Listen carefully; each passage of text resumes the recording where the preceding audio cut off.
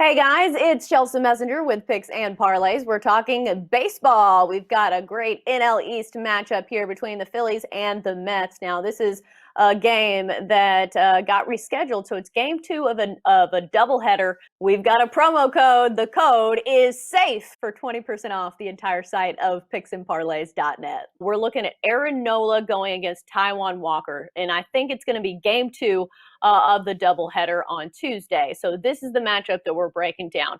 We've got Nola, who's coming in with a 2.53 ERA, and then Taijuan Walker, who has a 3 ERA. Looking like the Phillies minus 125, and the total sitting around 7.5 runs for a 7-inning game. We've got Scott Rickenbach joining us to talk this one that is a little tricky because number one, doubleheaders can be a little bit tricky. And also, games that got pushed back. Scott, initial thoughts on Phillies Mets? Yes, with this one, again, we're expecting it to be Nola versus Taijuan Walker. And what I want to mention is Walker, yes, he's off a good, strong first start, but this is a guy who faced the Marlins in that start. And the thing is, the Marlins entering Monday's action had scored 24 runs this season. 12 of those runs came in one game.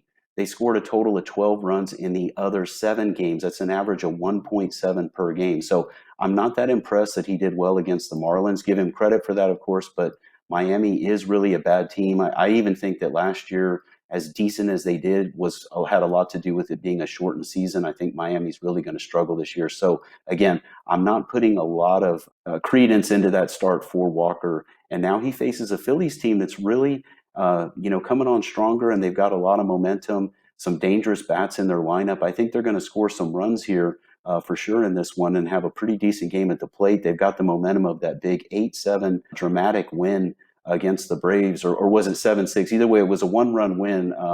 A great game on Sunday Night Baseball. That one of the things I want to mention about that game, and I don't want to digress too much, but Chelsea, I know you're a big baseball person, so you'll appreciate this too. I'll tell you one thing about the Phillies. If their pitching coach doesn't have a talk with the pitchers about something, this drives me absolutely nuts. The Phillies had a one-run lead going to the bottom of the 5th, bottom of the 7th. There are 2 hitters in the Braves lineup that you got to be careful with. That's Acuna, who's been red hot, and then Freddie Freeman, because he's such a power hitter. They were leading off those respective innings, bottom 5th, bottom 7th. Each time, the Phillies pitcher got him to a 1-2 count, 1 ball, 2 strikes. The next pitch was over the strike zone, a hittable pitch that ended up in the bleachers. And the reason I'm mentioning that is because if the Phillies pitching coach doesn't get his pitchers to understand that they cannot throw a pitch like that on a 1-2, 2 sluggers like that, they're going to have some problems this year for sure and giving up a bunch of runs. And that's actually what I'm looking for in this game. I know that Nola is a very solid starting pitcher, but he was very lucky against the Mets. He faced them in the first meeting, and he was pitching in and out of jams throughout that start. That's why he only went 4 innings. Now he sees the Mets again. That's a problem for him. And the other thing with Nola is last year his ERA was almost 2 runs higher on the road than it was at home. And that was the same thing the year before. In 2019, it actually was more than 2 runs variance, that he was worse on the road compared to at home. So that's also something I like to look at with pitchers. And again, if he has another short start here and that Phillies bullpen comes in, they've got some good arms in it, but again, these guys really need to learn how to pitch. I mean, I don't know what you think about that, Chelsea, but I know there's so much.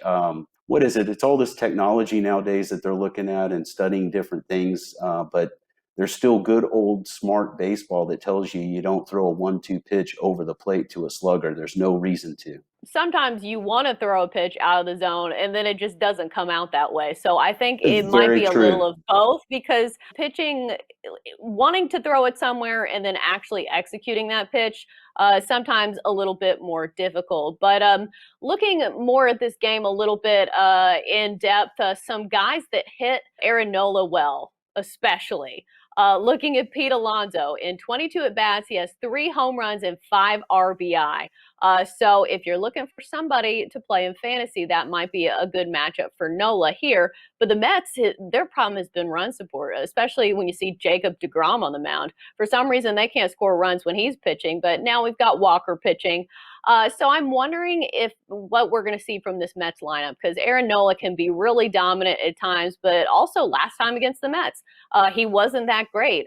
He only allowed a run, but only got through 4 innings. So the bullpen came into play. And that's another thing in 7 inning games that usually you wouldn't consider the bullpen much of a factor. If he throws a lot of pitches and gets into trouble, we will see the Phillies bullpen that's been kind of up and down.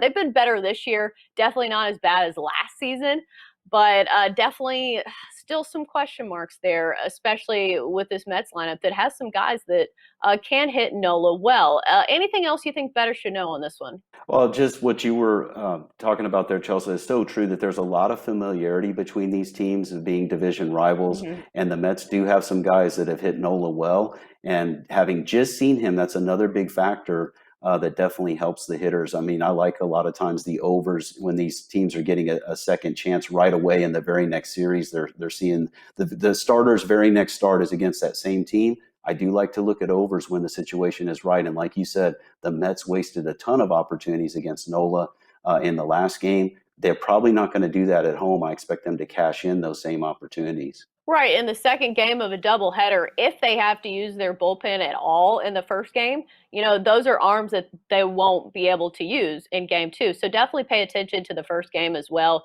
See if they're swinging the sticks and also if they have to use some of their best arms. Because if their best relievers are not available for game two, obviously it makes a difference. But that's going to do it for our baseball talk here on Picks and Parlays. Great stuff from Scott Rickenbach as always. Scott, thanks for joining us.